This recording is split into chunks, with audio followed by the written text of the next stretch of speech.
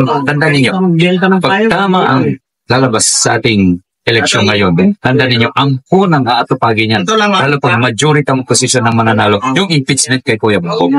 That is given na yan. Hindi natin matatanggal po yan. Bakit? Super qualified po siyang ma-impeach ngayon. Kasi si Sara, hindi na po pwedeng salamat ulit ng impeachment yon. Bawal na sa batas yun. But President Bongbong Marcos is very, very 1,000% qualified siya sa impeachment. Hindi po kayo nakinig sa amin. Manang Aimee, kilala mo ako. Magkasama tayo sa Ilocos. Yan. Ako yung nagbibiro sa inyo lagi ng bule, na sinasabihin mo ako ng bulero pag pinupuri ko ang kagandahan mo. Pero kung sa panahon ngayon, hindi na panahon ng bulaan ngayon. Ilang beses po kami nag-apela sa inyo na dalhin niyo kami sa isang hearing. Kasi para ma-aware tayo. So, di ba ikaw naman yung nag-advokasya na ibalik sa manual yung bakit hindi ka na nag-ano ngayon? Ma'am, Manang, ito sabihin ko sa Ilocano at Ilocano ka. Magkasama nga tayo sa Ilocos.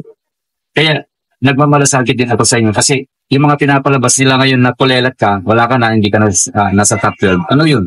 Hindi ka ba ma-aware yun? No? Nilalaglag talaga kanila. Dahil alam nila, kalaban kanila. Magkapatid kayo, nag-aaway kayo, pero sa totoo lang, may mga nagdadaw sa kilos ninyo. Pero kami, Apo, naniniwala ko sa tama niyong gagawin. Sa tama ninyong ginawa. Lalo yung mga pagpapakaso ngayon, nag-response ng ombudsman ngayon doon sa mga kay Pangulong Duterte. This is very wrong. Talaga naman, totoo naman yun. Maraming umatake sa Duterte na natili kang nanindigan. Na gusto mong managot yung mga gumawa ng ganito. Katulad nung nangyari sa tatay ninyo. So, ayun yung ulit yun. Maraming salamat sa ganun. Hindi kami maka-Duterte, ano pa man, pero naniniwala kami na yan talaga ang dapat gawin para makitama ang batas. So, ganun man ang Aimee. Kami nananawagan pa rin sa iyo. Sana pumunta ka rito, makita mo ang mga kababayan natin nagsasakripisyo, walang sweldo, ulan, araw, kakasakit. Pero dahil sa pagmamahal namin sa bayan, ginagawa namin dito. So, maraming sa. Sir, ano po ang inyo po ditong pag-analyze po? Marami kasi nagsasabi na although ngayon nasa panig siya ng mga Duterte, pero batid naman natin ngayon na ang presidente din ay ang kanyang kapatid. Kaya marami tuloy ang hindi nagugustuhan yung hindi naniniwala sa mga kilos niya ngayon. Actually po, ito yun. Mayroong anggulo po dyan. Yes. Okay. Alam niya Manang Aimee na malalaglag ang kanyang kapatid. Very 100% sure yan. 100% po yan. Alam niya na hindi si Bongbong Marcos ang nagmamaniobra ng gobyerno natin. Alam niya po yan. Binanggit niya yan. Na sana mawala yung mga jablo dyan sa Malacanang. Kung maalala niya yung pagkasabi niya na ipinapanalangin mong kapatid ko na sana yung mga jablo dyan sa Satanas sa Malacanang ay maalis. Ayun po, si Kuya Bongbong, Ilocano yan. Kilala ko yan. Whatever na, ayoko lang magsalita Ilocano ko. Kasi pag nasasabihin kong Ilocano, maniniwala kayo. Ayoko nang I don't want to hit the boundaries into another horizon. No? So, dito muna tayo mag-focus. Si Manang Aimee, nagbabayad lang yan ng kagandahang loob ni Pangulong Duterte nung ipinalibing ang kanya ama. Yun ang katotohanan ko dyan. So, nanindigan siya na gawin yung tama para mapaputi ang kanilang pangalan. Kahit bumagsak ang pangalan ng kanyang kapatid, at least kahit pa paano, mayroong natitirang isang Marcos na magtatay ng parangalan. Hindi naman ganun kasi ganun kasama si Ferdinand Adelin Marcos. Wala naman ganun. Kasi na napakasama siya. Hindi lang itong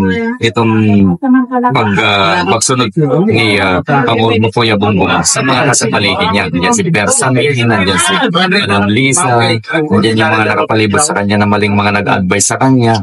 So doon siya napapahamak po. Kaya si Manang Aimee, ginawa lang niya yung part niya sa kapatid. Ginawa na lang niya yung pagmamalasakit niya sa kanyang kapatid. Kasi at the end of the day, siya pa rin ang magsasalba sa kanya. Kasi ang tanda niyo, pag tama ang lalabas sa ating eleksyon ngayon, tandaan ninyo, ang unang aatupagin niyan, lalo pag majority ang posisyon ng mananalo, yung impeachment kay Kuya Bongbong. That is given na yan. Hindi natin matatanggal po yan. Bakit? Super qualified po siyang ma-impeach ngayon. Kasi si Sara, hindi na po pwedeng salamat ulit ng impeachment yun.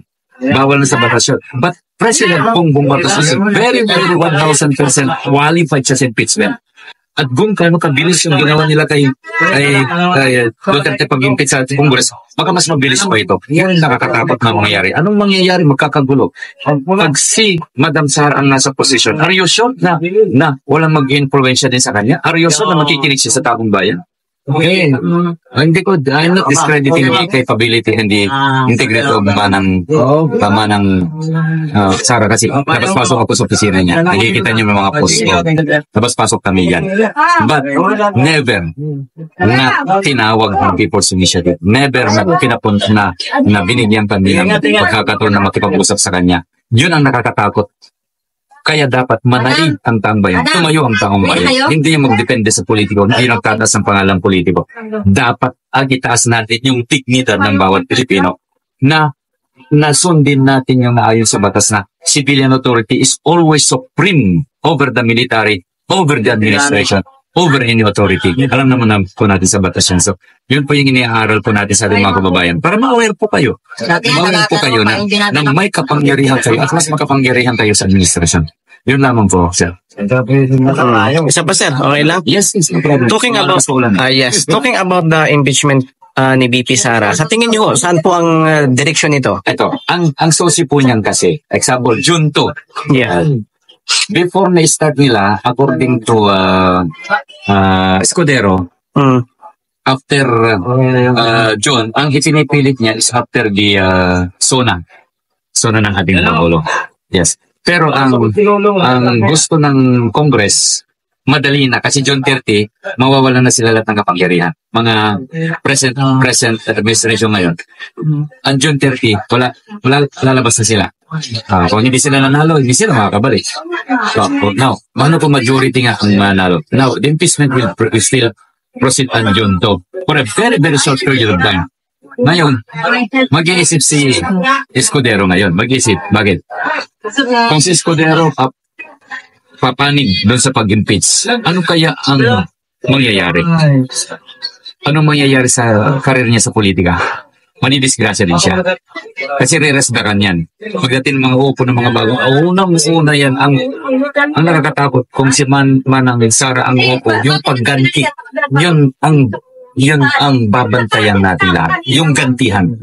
Kasi walang istorya ng ating bansa na nakabalik ang isang anak ng presidente na naging presidente na hindi natama yung kanyang ginawa. Gloria Arroyo, Ninoy Aquino. Okay. Kung si Sara Duterte maging presidente, hindi namin speculate na masama yung kanyang panungkulan. Pero nakikita ko po, may hindi magagawasan dito ang malalim na kandilan. At natapot tayo na dahil sa hindi pa sila nasa mataas na posisyon pero hindi na tayo pinaparinggan. Hindi na tayo kinikilala. So I address our fellow citizens and countrymen na manindigan tayo na wala tayong bitbit na pangalan. Hitayon natin ang pagka-Pilipino natin at nakayon sa batas at kung anong dinidig ng batas yun ang kasundin natin. Okay, maraming salamat. Hindi pa mag-prosper. As far as my concern, it will not. Kasi it cause a civil war. Pag ang Senado in-impeach si Sara, I suspect that there will arise a civil war. Pronouncement na po yan, hindi lang po ako nag-pronounce. Marami pong mga kilalang mga tao na matataas na nag-pronounce na yan na pag si Vice President ay ma-impeach sa Senado, it will ultimately goes into a lawless violence and then yung constitutionality crisis na. So, it would be a chaos if that will happen. Hindi ko pumapabor sa ako kumukontra pumapabor kay Mang Sara Duterte pero yun na po nakikita. Kung may tanong po kayo, okay lang. Okay. Naniniwala ko kayo na until now, sir, ay malakas pa rin ang makinarya ho ng mga Duterte. Actually, hindi makinarya ang malakas ng Duterte, not the machinery. Yes. Kasi maingat din sila na maglabas ng kanilang mga resources. Pero grabe ang hatak sa tao. That is more than machinery. That is a chain of solidarity. Yun ang mahirap basagin. Kasi nga, hindi ko sinasabing paawa effect ang ating former president.